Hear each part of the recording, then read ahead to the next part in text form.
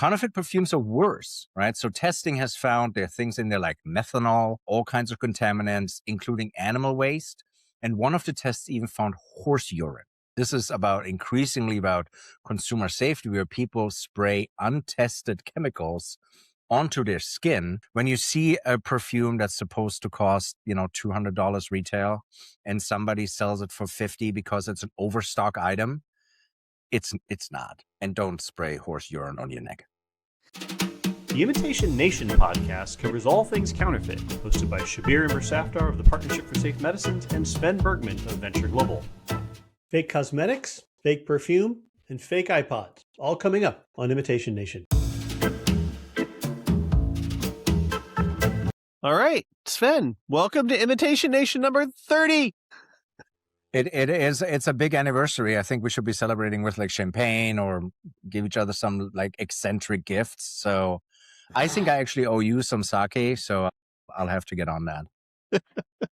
Happy 30th. I actually had a party the other night. Several men and dads came over, and I made steaks, and we sort of talked and had a whiskey tasting. And I'm actually quite low of whiskey now, which, let me tell you, was a little painful the next 2 days as my hangover slowly worked its way through. But I'm a great believer in trying to maintain adult friendships, so I was putting my all into it. Very much agreed. Sad we don't bounce back as easy when we're in our 20s, but moving on. So I just want to highlight as my first story the ACAP Center at Michigan State University, an important consumer survey they did. So MSU's ACAP Center surveyed 5,000 adults from 8 countries around the world about their experience buying counterfeits. And I was shocked to see that 1 in 5 consumers was deceived into buying counterfeits, according to their survey. 1 in 4 knowingly purchased them, which is super, super disturbing. 1 in 10 had bought medication online and experienced either a financial or health impact from that. And individuals who reported buying counterfeit pharmaceuticals were more likely to be male, younger, millennial and Gen Z, married, highly educated, high-income earners, and frequent online shoppers. They were also, not surprisingly, likely to report lower levels of health literacy. Wow. Yeah, listen, these stats are concerning. Things that concern me about it when I read the study for the first time. It used to be, right, that it's the older population, right? I don't understand the internet and what is all of this, and so I get duped more. The fact that, male, younger, millennial, Gen Z are doing this more, I think speaks to, this weird dynamic now where this generation is so comfortable with new technology that they think they kind of know a lot about it, which they do. But it furthermore talks about this impact that things you and I do here right now, podcasts, right? Where just somebody starts to talk about, oh yeah, I'm taking this peptide. There's some very large, and I don't want to name them because I don't want to upset them, some very large podcasters who talk about peptides and talk about certain psychoactive substance they like to take. And, these large podcasts create this illusion of science and legitimacy. And then these large followings follow it and buy it. And, they then end up on websites where they buy peptides or they buy other kind of designer things. I recently fell down a TikTok rabbit hole and it was about looks maxing, which I didn't know was a thing, where a young Gen Z is all about how can they look, and they actually hit their jawline with hammers to make it look, and they inject all kinds of things. So a lot of that might be the influence of new media and these unverified so-called experts talking about health products. It's poor health literacy is probably one of the number one ways in which you're going to find yourself taking and buying and taking a counterfeit medicine. It's very highly correlated. But the fact that there was so many, like 1 in 10 people experience a negative health effect or a negative financial effect, either you lost your money or you bought Yeah. something that you took and it ended up not being healthy for you and you had a negative effect. 1 in 10 is a big number. That's actually the first time I've seen a number that's actually been quantified with a large, multi-thousand person study, and Yeah. it's disturbing. No, and 1 in 10, quite honestly, that number is probably low because that number is self-reported, meaning that person needs to say, "Yes, I was defrauded." The actual, like, "I was defrauded, but I don't wanna talk about it," is probably even higher. Yeah. So you're right. Seeing that is problematic, and really the main stat here is this number is not going down. Like, all of these numbers are going up. And so, yeah, internet literacy, pharmaceutical literacy, understanding scams more and more will become increasingly important. And furthermore, and I'm seeing it on social media with AI, as we predicted actually beginning of last year. These AI videos and promotions are getting so good that I have to take 2, 3 takes to, like, is this real? Like, they take a celebrity and then AI will fake words over, like, it will be an administration official, won't name who it is, that will look like he's giving a press conference, and the words are doctored over top of that person now touting the benefit of something. And you got to really look and see that the lips don't quite line up with what that person is saying. So AI will make this even harder to detect. Should I really be injecting myself with X, Y, and Z? So yeah, no, it's this was a very, very troubling study. Definitely not heading the right direction. And everybody gotta do way more education to warn people of these harms. Yeah, well, I know the FDA is on this, but the issue with health misinformation is a serious problem. I even see it on my own Facebook feed, which is basically a reflection of where that comes from.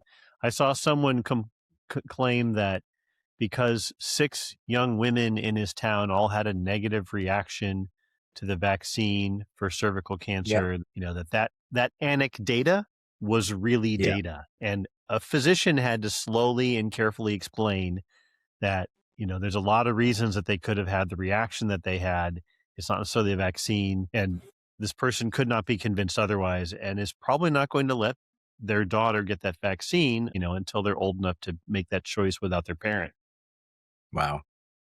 Yeah, crazy. No, and the last thing for me, and this is unsolicited consumer advice: use AI to fight AI. So what I do is when I see an ad that, like, seems really good, or like a product. So I'll admit, my vanity is my hairline. I like my hairline, but I see recessions, and so it always bugs me, right?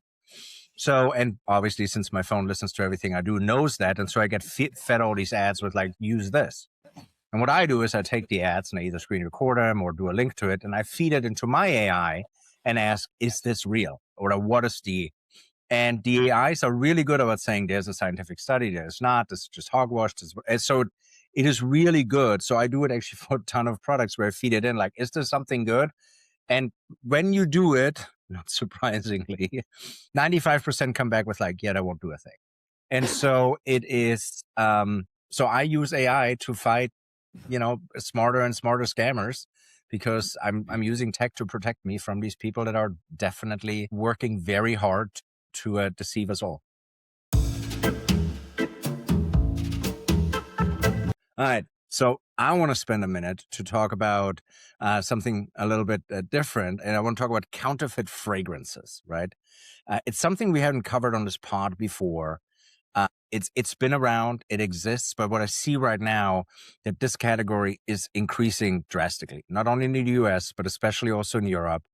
And I'm now starting to see this seeping back over into the United States. So, as an example, there's increasing seizures. A big one recently was done at Port Everglades in Florida, where federal authorities seized over $1 million worth of fake designer perfumes, and there was roughly 8,500 units. And it's big brands, right? So it's Gucci, it's Burberry, Armani, and this is not an isolated incident. That's just one of the many that I get almost on a daily feed of these counterfeit perfume seizures. And so we're really seeing the volume of these move up. And why I think this is really significant, perfume is like, it's an ideal target for criminals, right? There's a high demand for it. There's strong branding. The original is very expensive, so it gives this pricing umbrella to do a counterfeit that allows me to make a lot of money. And so that's a great target for criminals. But what doesn't get enough attention, and I want to bring that really as the attention to this piece, what's inside these things. I know in one of the recent pods we had the AAFA on door who talked about what's in counterfeit clothing. Counterfeit perfumes are worse, right? So testing has found there are things in there like methanol, all kinds of contaminants, including animal waste. And one of the tests even found horse urine as part of this. So this is really more about than just IP theft. This is about increasingly about consumer safety, where people spray untested chemicals onto their skin. And so it's a real issue that continues to grow. Last summer, Sarah and I went to Mexico City. It was my first time. We were walking around the city on a walking tour, mostly eating food. And we wandered past, and I went into a counterfeit perfume store. And they had walls and walls and walls of jars of liquids. And they would have you fill. You would say, I would like, a Chanel number 5. And they would say, okay, that's going to be these 7 chemicals mixed together will be a good approximation of Chanel number 5. And they didn't actually put it into a Chanel bottle, but it would not have surprised me if I saw a Chanel bottle in that store. And if I had, it would not have been real. Which is actually kind of really interesting. You just bring a really interesting point. If I don't put it in a Chanel number 5 bottle, it's technically not a counterfeit, because I don't know how many scents have been able to design, trademark, dress the scent itself. So if it just smells like it, but it comes in a regular vial, I can't go after it with a Lanham-Act. So that's actually pretty clever. Well, some of the marketing I saw on the posters on the wall used Chanel's trademark name. So, well, of course, my guess is that would sink them from a good litigation, a good civil litigation. Yeah, no, it's very interesting. So yeah, when folks, again, this is one of the things. When you see a perfume that's supposed to cost, $200 retail, and somebody sells it for $50 because it's an overstock item, it's not. And don't spray horse urine on your neck. So one of my favorite websites is Wirecutter. It's one of the reasons that I subscribe to the New York Times for our household. And they did a test purchase of cosmetics, 12 cosmetics from the original manufacturer, and then 12 from Amazon. And then the author from Wirecutter, the reporter, worked with an expert to look at the cosmetics that they bought from Amazon that were often, if not significantly cheaper, to see if they were counterfeits or not. Guess how many counterfeits they got when they bought cosmetics off of Amazon? Probably 30 or 40%. 100. Every one of the 12 cosmetics they bought was counterfeit. And one of them, the expert said, looked like it was the tube was a little swollen from microbial growth, which is supposed to be a face cream. That was They didn't get a single genuine. It was 100% counterfeit. That is awful. Yeah.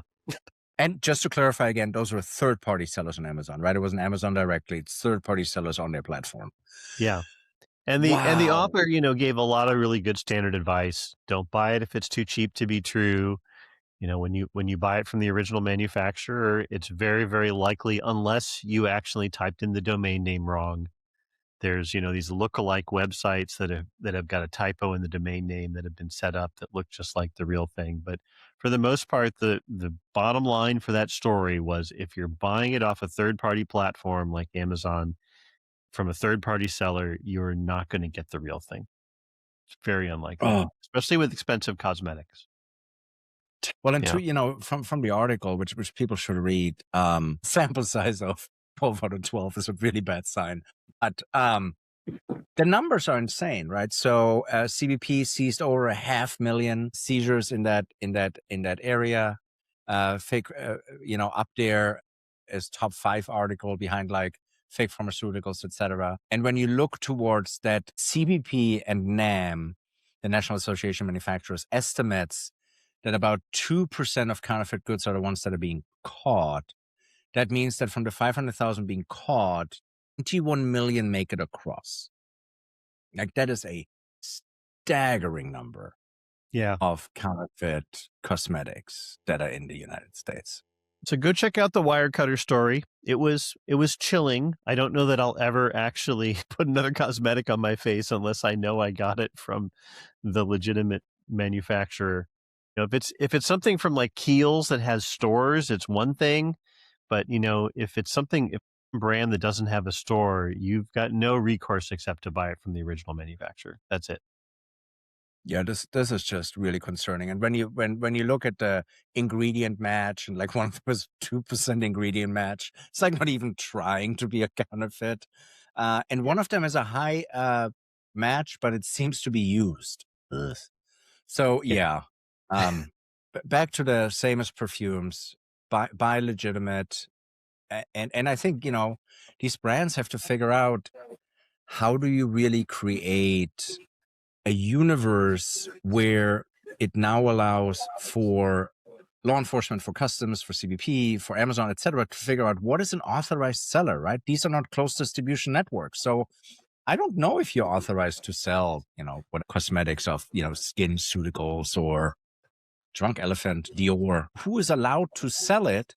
Makes enforcement incredibly hard. These brands really have to figure out how to create green lists or white lists or black lists to help with enforcement. But that's a terrifying report. Yeah, people definitely read up on it. I have a fun one here. So a 23-year-old man from Patterson, New Jersey, was arrested after a routine traffic stop in Fairfield, New Jersey. And that was a routine traffic stop, but it turned into a counterfeit case when he tried selling counterfeit to the police officers that had pulled him over. What had happened is the man was pulled over for a minor equipment issue, probably tail light out or something like that. And the officer noticed multiple boxed Apple products on the back seat and said, what's that all about? That's a side business I run. I buy legitimate products and then I resell them. And in the process of it, for whatever reason, decided he wanted to offer some of these AirPods to the police officers and says, oh, do you want to buy one for $50? And so the police officers then started to really look at the AirPods and started to see, wait, every box has the exact same serial number on them. The packaging looked off. There were just these little counterfeit mistakes. So it wasn't even good counterfeit. And so they saw the red flags. They asked him for proof of purchase. Obviously didn't have anything. So he got arrested and is now being prosecuted for sale of counterfeit materials. We always say that criminals are really smart. Some are clearly not. I just love that story. Some have a very short criminal career from a lack of intellectual capacity. Let's just hope that he doesn't try and bail himself out with counterfeit banknotes like the guy last week. Might be the same guy. You don't know. It's so good. That's just fantastic. I'm sorry. Like, would you like to buy something to counterfeit, officer? It's not a line you should use. It's just fantastic. For me, it's always this is almost like Darwin law of criminals. Like, it's just, he's going to get selected out. Anyways, that's a super light story, but I just found it spirited. So the world of counterfeit art is not one that we talk about very often, but a pair of forgers, a father-daughter pair, got busted in New York selling after years, honestly, of making counterfeit versions of Picasso's, Warhol's, Banksy's, and a Native American artist, Fritz Scholder. And they did, as you know, there's no track and trace system for unique art. There's simply the provenance, right? It's the history of who owned it and how it came to arrive in the hands of each of the owners. And they did the same trick that we've seen in counterfeit medicines. They were making up fake ownership histories of these pieces of art they were counterfeiting, and using the names of closed auction houses and galleries and owners in order to make it impossible to verify. So it looks real. And because they're people that have owned it are out of business, there's no way to actually reach them to have them say, no, I never did actually buy that. Well, of course. The father and daughter pair, faces 20 years in prison on restitution of $1.9 million. And my favorite thing about this, apart from the fact that the New York field office of the FBI did a great job putting this case together in what is a relatively obscure area of counterfeit prosecution, is that The father-daughter's names are Erwin Bankowski and Carolina Bankowska. And the fact that they were counterfeiting Banksy products almost sounds like an alliterative poem. Bankowski and Bankowska faking the Banksy. Wow. That is hysterical. You know, the funny thing about it is, for me, as I kind of scroll through the article, is obviously Bankowski, that's fantastic. But people should have noticed that it's probably not real because, I don't know, I'm not really that big in art, but I don't think I should be able to buy a Warhol for $5,000. I'm just saying, that seems like, who says, oh yeah, that's really a lost piece that, you know, for $5,000 I can pick up. Like some of these art pieces that are on here, and they allegedly only defrauded $2 million for a total of 200 pieces. So they didn't sell it for a lot. So I know people said they got defrauded, but if I call you up and I say, hey, listen, I got an extra Picasso laying around and you can have it for, $10,000. I don't think you're the one that goes like, oh yeah, that's terrific. That you would know it's a fake. Like there's certain things where like you ought to know. So, so this will sound horrible and somebody can write nasty notes in the show note. I don't feel sorry for the victims here. I don't. If somebody sells you a Warhol for $5,000, it is fake. It just is. The same as you buy, like if you buy this Cartier and you buy it on Canal Street and it's like this thick, it ain't real, right? When you buy a Gucci purse and it says Gucci on it, it's not real. It's just certain things. Now, having said that, they certainly threw the book at them. 20 years?